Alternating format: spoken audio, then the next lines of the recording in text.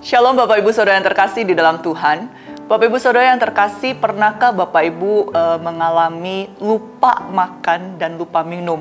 Karena mungkin saking sibuknya atau padatnya jadwal kegiatan Bapak Ibu. Kalau sudah lupa begitu, apa yang Bapak Ibu rasakan? Apa yang Saudara rasakan?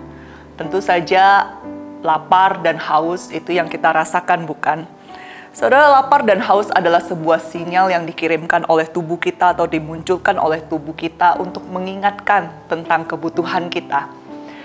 Lapar dan haus ini muncul bukan hanya ketika jasmani kita membutuhkan makanan dan minuman.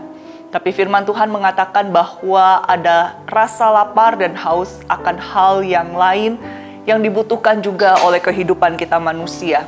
Matius pasal yang kelima ayat yang ke-6 berkata demikian, "Berbahagialah orang yang lapar dan haus akan kebenaran, karena mereka akan dipuaskan." Saudara, dalam bagian ini Tuhan Yesus menyampaikan di dalam seri ucapan berbahagia. Di dalam ucapan berbahagia kali ini kita akan bersama-sama melihat lapar dan haus akan kebenaran. Secara khusus saya mau mengajak kita untuk memperhatikan kata kebenaran yang dimaksudkan di dalam bagian ini. Apa sih yang Tuhan Yesus maksudkan? Saudara, kata kebenaran kalau kita perhatikan dalam seri ucapan berbahagia ini muncul 2 kali, saudara. Yaitu di ayat yang ke-6, bagian yang kita baca tadi, dan di ayat yang ke-10.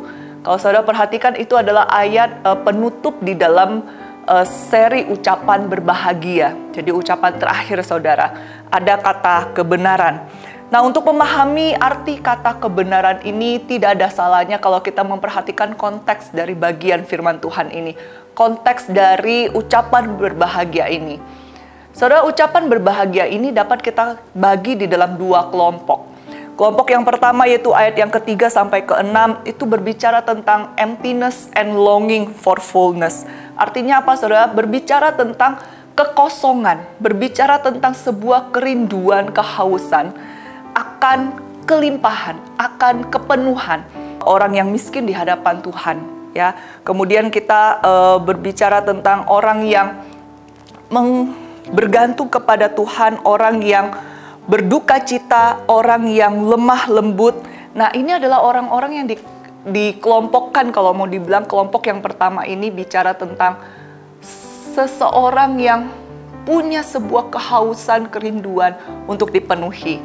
Makanya kemudian di ayat yang ke-6, ucapan berbahagia kita kali ini, di situ berbicara tentang orang yang haus dan lapar akan kebenaran. Itu kelompok pertama, saudara. Kalau kelompok yang kedua itu ayat yang ke-7 sampai ayat yang ke-10, itu bisa dikategorikan sebagai kelompok orang-orang yang sudah dipenuhi, namun juga orang-orang yang mengalami penganiayaan. Saudara yang terkasih di dalam Tuhan, 4 ucapan berbahagia yang terakhir ini mendeskripsikan atau menjelaskan tentang belas kasihan, tentang orang-orang yang pembuat damai, orang-orang yang dipersekusi atau dianiaya karena kebenarannya. Jadi kalau di 3 yang awal itu orang yang belum dipenuhi dengan kebenaran itu, lalu kemudian di ayat 6 yang tadi kita baca, mereka haus dan lapar akan kebenaran, lalu kemudian dipuaskan, dikatakan di ayat 6, lalu dilanjutkan 7 sampai 10 adalah orang-orang yang memang sudah dipenuhi dengan kebenaran itu, dan di dalam hidup mereka mencerminkan akan belas kasihan, akan orang-orang yang merindukan damai, akan orang-orang yang dengan berani memberi diri untuk mengalami penganiayaan. Saudara, kalau misalnya kita memperhatikan bagian ini, maka tidak ada salahnya jika kita mendefinisikan kata kebenaran ini berdasarkan struktur yang kita lihat di dalam ucapan berbahagia ini.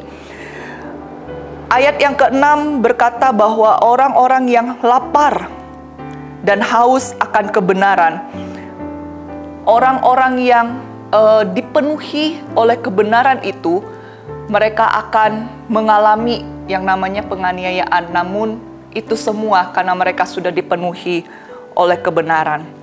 Maka pada akhirnya, saudara, kalau kita bicara soal kebenaran, ada 3 hal yang kita perlu perhatikan dalam bagian ini. Orang-orang yang lapar dan haus akan kebenaran itu adalah orang-orang yang lapar dan haus untuk menunjukkan belas kasihan kepada orang lain.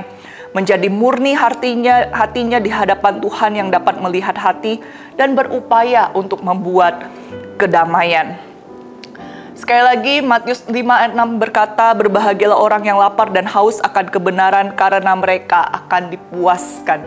Orang-orang yang dipuaskan ini adalah orang-orang yang di dalam kehidupannya mereka dipenuhi kerinduan untuk boleh menunjukkan belas kasihan, untuk boleh memiliki hati yang murni di hadapan Tuhan, untuk boleh berupaya menunjukkan kehidupan kedamaian yang ada. Mereka inilah yang akan dipuaskan. Dengan kata lain, Tuhan Yesus mengajarkan begini, saudara. Bukan orang-orang yang menyendiri, orang-orang yang pergi ke hutan bertapa begitu ya, nggak ketemu orang itu yang akan dipuaskan, bukan. Tapi justru orang-orang yang hidup di tengah-tengah dunia, bagaimana mereka membawa kebenaran itu, menunjukkan belas kasihan Allah itu, orang-orang itulah yang akan dipuaskan. Bapak Ibu, biarlah kita dari waktu ke waktu, semakin lama kita mengikuti Kristus, kehausan dan kelaparan kita akan kebenaran itu terus boleh kita hidupi, dan kita terus diberikan kepekaan oleh Tuhan. Ketika lapar dan haus itu datang, kita boleh memberi diri kita kepada Allah kita. Kiranya Allah menolong Bapak Ibu sekalian dan menolong saya untuk berjalan bersama dengan Dia. Tuhan Yesus memberkati.